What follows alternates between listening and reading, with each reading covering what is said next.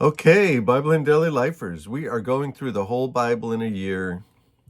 We say that we're going like 230 miles an hour. We're on the bullet train and we're watching the scenery go by real fast, but we're taking it all in. We're taking it all in. And so we are in the Old Testament in Genesis. We are only at chapter 12 as of the last time. And now we're going to be into chapter 16. And then we're going to start moving pretty fast. We're going to be doing some big chunks. Sometimes we're going to be doing whole books of the Bible in just a few days. So what happens with this guy Abraham that we had encountered, where God had given him these promises? We said that there were 7 or 8 promises, depending on how you looked at them. What he told this guy Abraham, who he called him out of Mesopotamia, just so he could make him into a great nation, because God wanted to make him into a great nation, and Jesus would come through that family tree. God said that he would make him a great nation, number 1. Number 2, he would bless him. Number 3, he would make his name great. Number 4, he would be a blessing. Number 5, I'll bless those who bless you. Number 6, I'll curse those who curse you. Number 7, all the peoples of the earth will be blessed through you, through Jesus the Messiah. And then in chapter 12, verse 6, he said that he would give Abraham the land that we now know as Israel. Now, God had told Abraham in his old age that he was going to be the father of many nations. And so, having that promise and his wife being old, they faltered a little bit. They had a hard time with that. And his wife, Sarah, had suggested to Abraham in his old age, since she was beyond childbearing age, she suggested that maybe Abraham would want to sleep with the housekeeper, the Egyptian housekeeper named Hagar. And Abraham consents. We don't know everything that went on in that dialogue and how all of that happened. And he had a son. And he named that son Ishmael. Hagar was his mother. And so now this kid is there, and now Abraham has a son. And now Sarah and Abraham think, God can now fulfill his promise that he was going to have a son, and through this son, he would bless the whole world. Well, they did what we call a lapse of faith, or working in the flesh. God had promised Abraham and Sarah the child of promise, not Abraham and the housekeeper. So there's the child. The child is there. Well, that would be chapter 16. And then we would have to jump all the way to chapter 21, where you know what? Miraculously, Abraham and Sarah have a baby boy. And that boy's name is Isaac, which means laughter.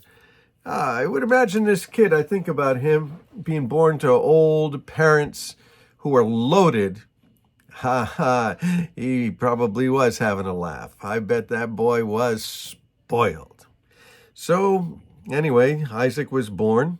And when Isaac was born, Sarah, who now is, her name was Sarai, and now she's Sarah, she's going to be the mother of many nations. She doesn't like the idea that this boy, Ishmael, is also in the house. And so she tells Abraham to get rid of Hagar and to get rid of the boy, and he does that.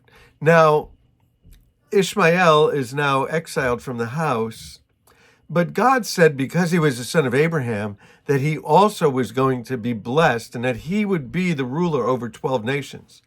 And probably to this day, Ishmael is the ruler over 12 nations. Now, they seem to be the desert people, the people who settled in the desert, the people who maybe settled in Arabia, in some of those places.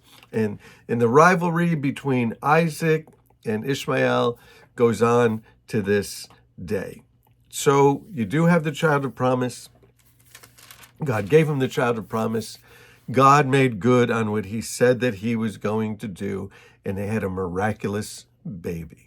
And it was through this baby Isaac that the whole world was going to be blessed. Now, in the next segment, we will be looking at his sons, the sons of Isaac, or the son of Isaac. But we get to chapter 22, which is a very interesting chapter, and we should do as much of this as we can because, again, it's one of those themes that runs through the whole Bible. So here's the son of promise. And sometime later, God tested Abraham, and he said, Abraham, and Abraham said, here I am. And God said this. Now, a lot of atheists have a big problem with this. A lot of people who don't see God as being righteous have a big problem with this chapter. Because God said, take your son, your only son, whom you love, Isaac, and go to the region of Moriah and sacrifice him there as a burnt offering on a mountain that I will show you. Wow, it's crazy. He's going to go take his son and go to Mount Moriah and sacrifice him? Well, Abraham immediately obeys. Verse 3, chapter 22. Early the next morning, Abraham got up, he loaded his donkey.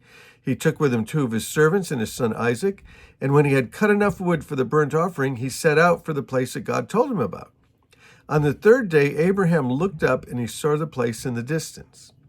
He said to his servants, stay here with the donkey while I and the boy go over there. We will worship, and then we'll come back to you. So Abraham took the wood of the burnt offering, he put it on his son Isaac. He himself carried the fire and the knife. And as the 2 men went together, Isaac spoke up to his dad. And he said, Father. And he said, yes, my son. He said, there's fire and wood here. He said, but what about the lamb for the burnt offering? And Abraham said, God himself will provide the lamb for the burnt offering, my son. And the 2 of them went on together. When they reached the place that God had told him about, Abraham built an altar there, and he arranged the wood on it. He bound his son Isaac, and he laid him on the altar on top of the wood. And then he reached out his hand, and he took the knife to kill his son. But the angel of the Lord called out to him from heaven and said, Abraham, Abraham. And he said, here I am. He said, don't lay a hand on that boy. Don't do anything to him. Now I know that you fear God, because you have not withheld him from me, your son, your only son. And Abraham looked, and there in the thicket he saw a ram caught by his horns. And he went over, he took the ram, and he sacrificed it as a burnt offering instead of the son. So Abraham called that place, the Lord will provide, Jehovah Jireh. And to this day, it's called on the mountain of the Lord will provide. So what's going on with this story? A lot of things. This is called a type. It's a picture. It's a coming attraction. It's a shadow of things to come. You see, here's the story here. This is the story of the cross. This is the story of Jesus, the incarnation, coming from heaven to earth.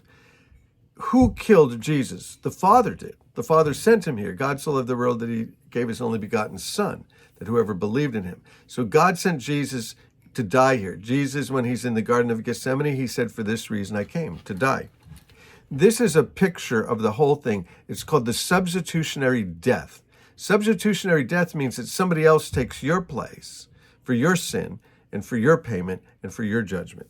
Well, here he says, watch this. Take your son, your only son. Well, God took his son, his only son. Abraham becomes a picture of the Father, and Isaac is going to become a picture of Jesus. Take your son, your only son, whom you love, and go and slay him in the region of Moriah. Well, the region of Moriah, that's exactly where Jesus was crucified, the place of Moriah, Jesus. And so Abraham goes up, and here's what's going on. And it says that they're traveling for 3 days. The father and the son are traveling for 3 days. And the son, Isaac, is carrying the wood on his back, just like Jesus was carrying the cross through the city of Jerusalem on his back. And he's carrying it to the place of sacrifice. Carrying it to the place of sacrifice. And so the Father and the Son are in this together, and you see Jesus in the Garden of Gethsemane, and he's praying to the Father. And he's asking the Father about the sacrifice, and he's asking the Father about what's going on. And he said, if there's another way, let's do it. Well, there is no other way. Jesus needs to go to the cross to die for you and to die for me so that we might have salvation and be reconciled back to God.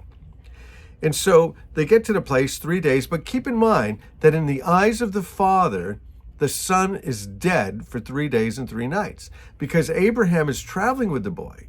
And the whole time that he's traveling, the boy doesn't know what's going on, but the Father knows he's going to the cross. Now, Jesus knew that he was going to the cross.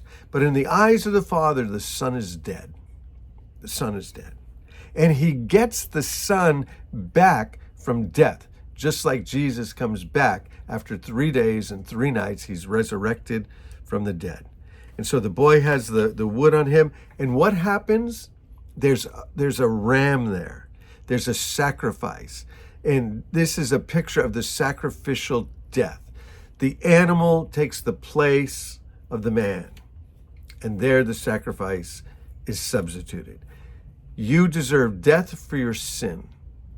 Jesus became your sacrifice. Jesus became your substitute, the substitutionary death. And so this amazing story will follow through all of the scripture, and we'll be coming up with it over and over again. Important story. We'll be looking at some of the boys the next time we get together. Bless you guys. Love you.